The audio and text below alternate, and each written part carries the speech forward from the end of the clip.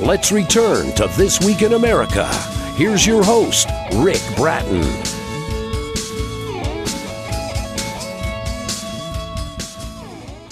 Welcome back, everybody, coast to coast. This Week in America. It's called a delightfully silly picture book that is perfect to read aloud to overstimulated children during a hectic holiday season.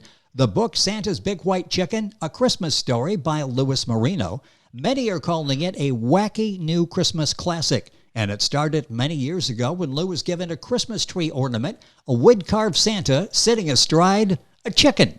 Lou was born and raised in Cleveland, a bachelor's degree of fine arts with a major in architecture.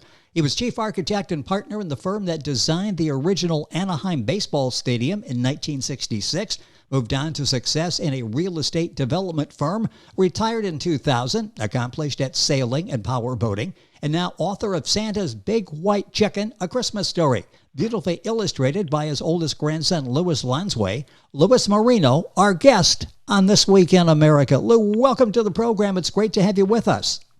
Nice to be there. Nice to have me. Well, this is really nice. This is going to be fun to talk about because this is a wacky new Christmas tradition. We'll talk about how a Christmas tradition gets born during the course of the program today. But this is based like on a true story. Let's go back to that Christmas that you were given this Christmas tree ornament. Tell us that story and how this whole thing evolved from there. Well, my stepson gave us a Christmas ornament, and it's about the size of, I don't know, it's about 3 inches high, something like that. It's a picture of a chicken, Santa Claus sitting on a chicken. And all I can think is, who came up with this kind of stuff? Who thought about this? I thought maybe it was some old European tradition or something, and I looked for it, tried to look up where it came from. I found nothing. So I said, okay, I'll figure something out, and I came up with this story. Well, this is amazing. How do you come up with this story? Because I mean, this was all this story, this book, Santa's Big White Chicken. This is all your story. How did you come up with the chicken and the format for the story? Because it's cute the way you put all of this together. Well, I suppose, Rick, because I'm a little wacky, and I think that begins with right there. That's a proper start for this book, yes. I don't know. I just started writing. I said, how did this happen? And it came to me. I thought, how did they get the chicken get so big so it would fly? And I was laying in bed one day. I was dreaming. I don't know. And I thought, how did this chicken get so big? And I thought, the bells, the bells, the jingle bells that Santa has on his sleigh. That makes this reindeer fly. So hey, if it makes the reindeer fly, it can make a big chicken. And that's what started it out. The book is Santa's Big White Chicken, A Christmas Story, a delightful picture book. The book is by Louis Marino, our guest on the program, illustrated by his grandson, Louis Lonsway. We'll talk about that in a second. Book available wherever books are sold. I will guide you to authorreputationpress.com. And, of course, if you go to our website, thisweekinamerica.us, you can link on directly for information. So you put this story together, you formulate the story in your mind, and you've got your own little test group. You've got a number of grandchildren. They love this story, I understand. Yeah, when I finally finished it, I had, I got 8 grandchildren, and I just started reading to them, and they loved it, so every year it was kind of a tradition. They'd all gather around, and Grandpa would read this chicken story, so, and then, children grow up, pretty soon they don't care about Santa anymore. So they just kind of lay it around for years, until what inspired me was my grandson is such a talented artist, and I said, hey, his name is Louis also. I said, Louis, why don't we get your talent together with mine and create this book? And, that's what we did, and I worked on it for a while, and he worked a lot harder on it to make those illustrations, which I think are just marvelous, and we finally put it together. And the book's available. It's Santa's Big White Chicken, A Christmas Story, Louis Marino, illustrated by Louis Lonsway, his grandson. Talk about taking the project to this next level. You've got this story, this book in your mind, at least, that you've created. Now you're going to publish it.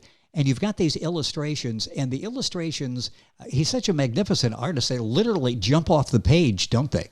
They do. They're fabulous. What did you think along the way as you were doing this and you were seeing, you knew he was a talented artist, but all of a sudden this brings your words to life. Like I say, they literally jump off the screen. What was that process like? Like you got to be thinking, I'm onto something here. This kid's got some talent. Right.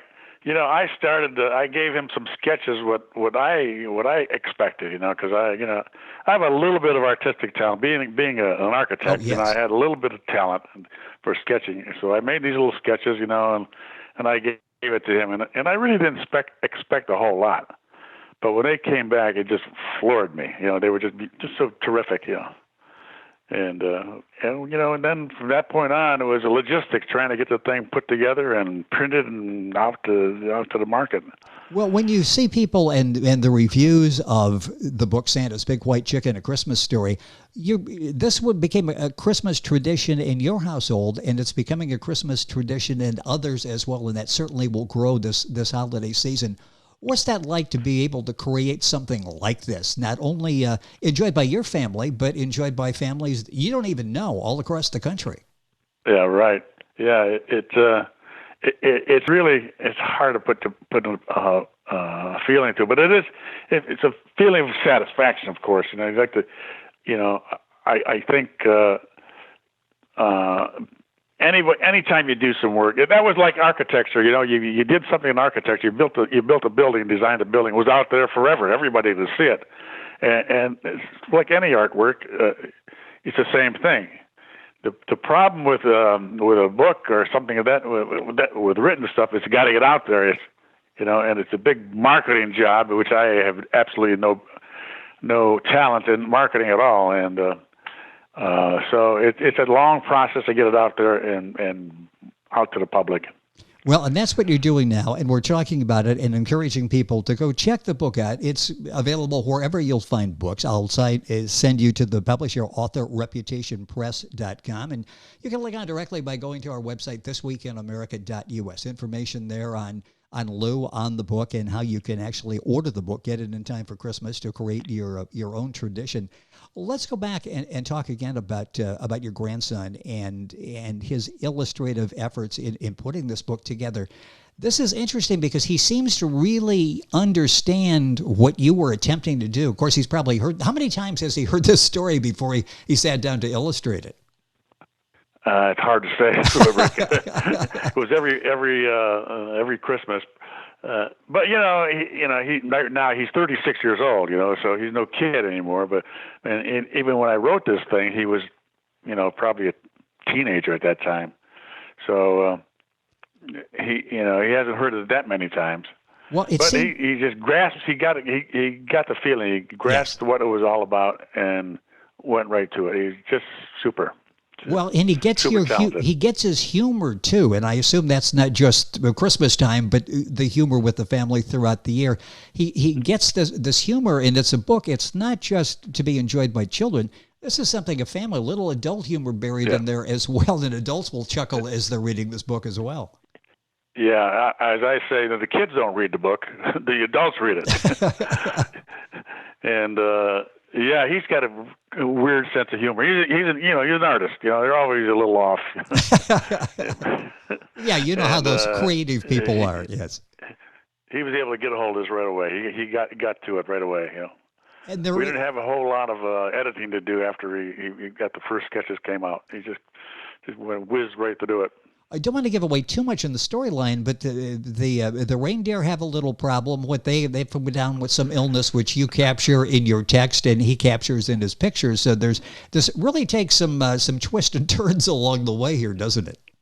Yeah. Well, in order for a chicken to be working with Santa Claus, you got to eliminate the reindeer, Yes. And aside from assassinating them, they all got sick is what happened. and all 8 of them got sick, and Santa was there, befuddled, didn't know how he was going to deliver his toy. So along came this chicken. Well, and And the rest is beyond history. that, You've done that with in capturing the essence of Christmas in this book. A new Christmas legend is born, is what one of the reviews is saying. A darling story for children from newborn to 90. It really incorporates everybody in Christmas. What's it going to be like at the Marino household this Christmas? I'm assuming some talk will be given to Santa's big white chicken. Well, Marino household right now, we're old. We're empty nesters. We're down in Florida, and we have a whole other gaggle of people down here that we deal with. And the children of my children, they have grandchildren now too. So they are reading this book to their children and their grandchildren. Yeah, my youngest grandchildren, a child right now, is 16, 15 or 16. And Louis, the illustrator, is 36, so there's a big gap there. Yes. Santa's Big White Chicken, A Christmas Story by Louis Marino, our guest on the program, illustrated by his grandson, Louis Lonsway. Do you still have that original ornament that was given to you? Yes, I do. It's right on my desk. Don't want to get that too far away. Now, how many years ago? Here. How many years ago was that when you got that Christmas tree ornament? Oh, geez, I think it was that was my stepson gave that to me. It's probably it was 20, at least 20 years ago, maybe 25 years ago. I had it around for a long time. We used to hang it on our Christmas tree, all the time. Oh, every yes, Christmas. yes. It's interesting because you get, as parents, the kids will come up with things in school and whatever, and you have no idea exactly the symbolism, and you put it up on the tree, and this was so dynamic, it captured your attention, and this whole story evolved from there, and you'll find it in Louis' book, Santa's Big White Chicken, A Christmas Story. Talk about family and getting together at Christmas time. This obviously is a magical time of the year, and I can just imagine as all of these kids are growing up, and you've got, Lou there reciting this Christmas story. This is a special time of the year for families, isn't it? And this really adds to that by giving you some laughter along the way, even more laughter. Yeah, I think it's a great story for either parents or grandparents to read to little kids, from anywhere from 3 to 6 or 7 years old. They just love it. I see their eyes light up when they see the book or when they hear the story. They just love it. It's to them, it's magic. Well, and it's an interesting take on Christmas. So the kids sort of get into their imagination. It gives them a chance to think a little bit outside of what traditionally we're taught at Christmas time. So it's such a good story. Let's talk a second about actually writing this. When you decided to sit down and write it, how long did it take you to come up with the rhyming couplets that you have and getting to the point where you feel like, okay, this is not only a good story now, but the story is one that flows very nicely because it does have a flow to it. Once you get in the rhythm, you're hooked. Right. It's when I write, and I'm not that prolific, but when I sit down to write, it kind of comes to me all at once. I wrote a lot. Excuse me. I used to write a lot of songs. They weren't children's songs at all, far from it. But when I'd sit down to write it, it would come to me right away. Otherwise, it would. If it didn't come to me right away, it didn't work. So this came to me right away. Every couple of days, I had it pretty much under control. After a few years after reading it, maybe or when I was getting serious about the book, I kind of honed it a little bit, just a little bit. But it was pretty much it came all at once.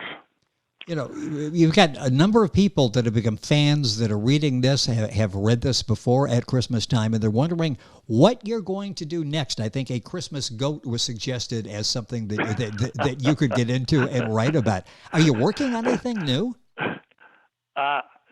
Rick, I don't know. At that point, I don't know. I'm old, like I told you before. I'm getting old now. Some of the juices aren't quite there anymore, but... Well, I just wrote a little, where I live here, we have a little club, and I just wrote a story based on Charles Dickens' Christmas Carol. And I just wrote that story, and we performed with a bunch of old people over here. We performed for our club last Wednesday. This new story of the Christmas Carol. I call that a fractured Christmas Carol, and which is a lot of fun. You know, here at my age, at 85, I'm still writing something. You know, but I don't know if I can relate to children anymore. It's been, you know, I don't have them around me anymore. You know. Well, maybe you'll get sparked by something that happens over Christmas when family gets together and get the creative juices flowing again. It's just such a... Yeah, well, I got 2 great-grandchildren. One is 3 and one is just about a year, so when they get a little older, maybe they may inspire me. Well, it's nice. You've almost got your, with all the children, the grandchildren, the great-grandchildren, you've almost got your own little focus group there, don't you? You could run this by them and check their reaction. I did. It was a lot of fun reading to them. They just loved it, you know. And it was a tradition for a long time, but you know, then everybody got old. That happens in all of our lives. Happen, yeah. You don't think that's the case, and you walk in front of a mirror sometime, and you're thinking, "Wait a minute, where have all the years gone?" Yes. And here's another Christmas, but here's something that will, I think, at Christmas time will entertain, amuse everybody. It just, you know, we're all kids at Christmas time, so this book is something that strikes that nerve. I just want to go back and ask about this career, a distinguished career in architecture. Take us back for just a few minutes to 1966, stadium construction, baseball stadium, Anaheim. We see now that everything is designed for the fan experience at the ballpark. I'm sure far different back in 1966. What were you trying to accomplish in building a stadium in 1966? What was the thing that you focused on for the fan? Well, we were most of the stadiums at that time were built with columns to support the roof. Yes. And what we were trying to do is build a stadium that had no columns for the in front of the seating area. So it was an engineering problem, you know. And I'm just an architect, and you know, I was working with an engineering firm that had designed.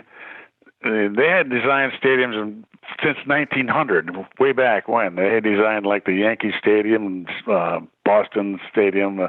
They designed a whole bunch of them all over the country, and it was an old firm, and they just got the contract to design the Anaheim Stadium, and we tried something new, and it was innovative at the time. And compared to what they spend today on the stadium, it was like peanuts.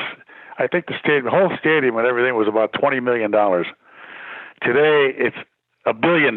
Yes. It's crazy today. It's all the electronics and all that stuff that goes on with it now. It's an experience now, not a baseball stadium. Well, yeah. Was that at the time when we were starting to transition with the stadiums to make them multifaceted, where, okay, we could do football here, we could do baseball here? Was that the beginning of that era? Well, yeah. We tried many times to combine the two sports, but it didn't work. So it was decided by those that were building, paying for it. They said, let's just do a baseball stadium. Yes. If we want a football stadium, we'll do a football stadium. And the idea of combining them just didn't work. They tried some innovative ideas of having. In fact, when we did it, I was working for a firm that did the Washington D.C. Stadium, and they had some movable stands on big railroad wheels that moved a whole section of the stands from the baseball, which is kind of a V shape, to a football, which is a horizontal shape, and it worked, and then it didn't work, So the idea at that point is let's just build two stadiums. So that's the way it went. Yeah. That had to be so much fun at that point, designing that. And then again, when you see the finished product, when you see people going into Anaheim to watch a baseball game there and being totally caught up in the moment, what's that like when you see this finished structure? You as the chief architect, it's got to be amazing. Kind of puffs you up a little bit. Yeah. Say, hey, man, I did that. Yeah, that's one of the best parts of architecture. You drive by and see it, or wherever you are, you see something that you just came out of your mind, and you see something that's being useful. It's beautiful and all that stuff. It makes it feel good. Well, from that part of your But career, I gotta admit, Rick, I wasn't that great of an architect. That's why I kind of slid into the development business and worked more like building neighborhoods, building development, houses, and that kind of stuff. yes. I'm not that rigid. It's in architecture, you got a lot of rules to deal with, and I'm more a loose-minded kind of guy, and it was too much for me to be that rigid in architecture. So, but it was a hell of an experience to begin with. Oh, I'm sure. And what to talk about being chief architect on a baseball stadium, that's quite impressive. And yeah, it was. And this thinking outside the box, not being rigid, that comes right to the forefront in your book, Santa's Big White Chicken: A Christmas Story. There's really not a manual you pick up anywhere that would tell you how to write a story like this. This is all imagination, no boundaries, isn't it? And I've never done much of that stuff. The only thing I've done, in that respect, is I've wrote a lot of songs, because I play the guitar well enough to accompany myself, and I had fun at parties, and I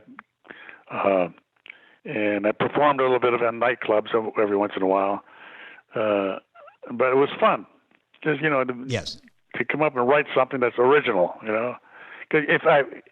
I wasn't that good of a guitar player to play someone else's songs, so I had to write my own. Well, yeah, it's just amazing what you've done with this book, Santa's Big White Chicken: A Christmas Story. A minute or so left here. Tell me about your grandson, this very talented artist. Give me a little background on him. He's very good. He is very good, and he's working now. Not such a glamorous job. He's doing illustrations for a company that sells things, and he's doing the illustration for them. Yes. Well, he's got a very distinctive style, and it's very hard to describe. Just you need to go take a look at the book, and you'll end up creating your own holiday tradition with this. The book is Santa's Big White Chicken: A Christmas Story by Louis Marino, illustrated by his grandson Louis Lonsway. Book available at authorreputationpress.com. You'll find it available at other outlets, of course, as well. Go to our website, thisweekinamerica.us. You can link on and get information on the book. Lou, this has been such fun having you on the program. A brand new wacky Christmas tradition is started, and it's all your fault. This is starting. People will be talking about the Big White Chicken. Well, I hope I make a few more people wacky. That's what we need anymore, I tell you. It's all fun. It's all about fun, That's what we need to do. Step back from the reality of day to day and enjoy wacky. Right. And the Christmas season is time to do it. This really is the Big White Chicken. So, Lou, it's been a pleasure having you on the program. Thank you for being with us on the show today. Oh, my pleasure. I really enjoyed it. Thank you very much, Rick. You're welcome. This has been fun. Hope we sell some books. Yes. Louis Marino. That's Marino. If you're Googling it, the book's available at authorreputationpress.com, the usual places. The book is Santa's Big White Chicken: A Christmas Story. You'll find more information by going to our website, thisweekinamerica.us. Back on today's program after these messages. This Week in America is online. You can visit our website, thisweekinamerica.us. Scott Pinkerton, associate producer of This Week in America. Jay Anderson, segment producer. Ben Watson, webmaster. Otto Bechet, director of engineering and TV production. This Week in America produced and is a trademark of Blue Funk Broadcasting, LLC. For information on all of our guests and to listen to this week's show, our website again at thisweekinamerica.us. And I'm Sean Bratton, executive producer of This Week in America.